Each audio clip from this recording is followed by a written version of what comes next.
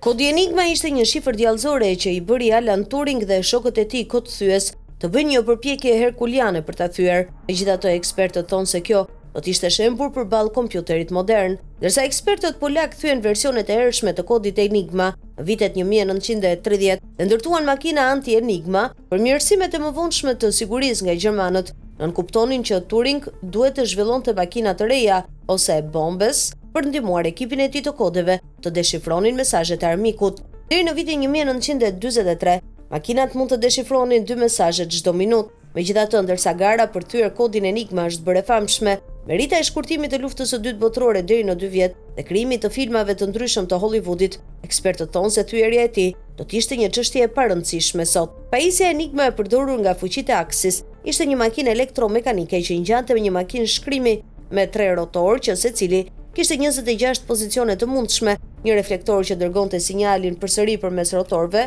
dhe një tavolinë që ndërronte çifte shkronjash. Vendosja e tij nënkuptonte që edhe nëse i njëjti tast shtypej 2 herë, çdo herë do të prodhoje një shkronjë ndryshme, por më tepër cilësimet fillestare u ndryshuan çdo 24 orë. Në thelb, pajisjet e Enigmës morën fuqinë e tyre sepse numri i mënyrave të mundshme në të cilat një mesazh mund të kodojë ishte astronomikisht i madh, shumë i madh për një njeri për të kontrolluar në mënyrë shtëruese, tha Aldrich, duke shtuar se bombat ishin kompjuter mekanik të papërpunuar me kablo që kërkonin nëpër një numër të madh alternativash të mundshme për të deshifruar nazistët. Dr. Mustafa, një ligjërues i lartë në sigurinë e softuerit në Universitetin e Manchester, shtoi se çelësi i suksesit të Turing dhe kolegëve të tij ishte se Enigma kishte një sër dobësish, duke përfshirë se asnjë shkronjë nuk mund të përfaqësojë si ajo e koduar dikur.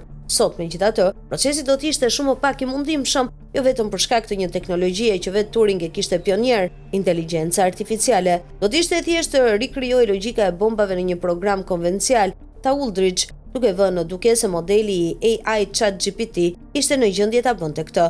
Atëherë me shpejtësinë e kompjuterëve modern, puna e mundimshme e bombave do të bëhej në një kohë shumë të shkurtër. Aldrich shtoi se një sër teknikash moderne statistikore dhe llogaritëse mund të përdoren gjithashtu, shkruan The Guardian. Me fuqia e qendrave moderne të dhënave është e vështirë të imagjinohet, tha ai, duke vënë në dukje se fuqia moderne kompjuterike do të kishte mahnitur Turing. Enigma nuk do të ishte një ndeshje e largët me këto, tha ai.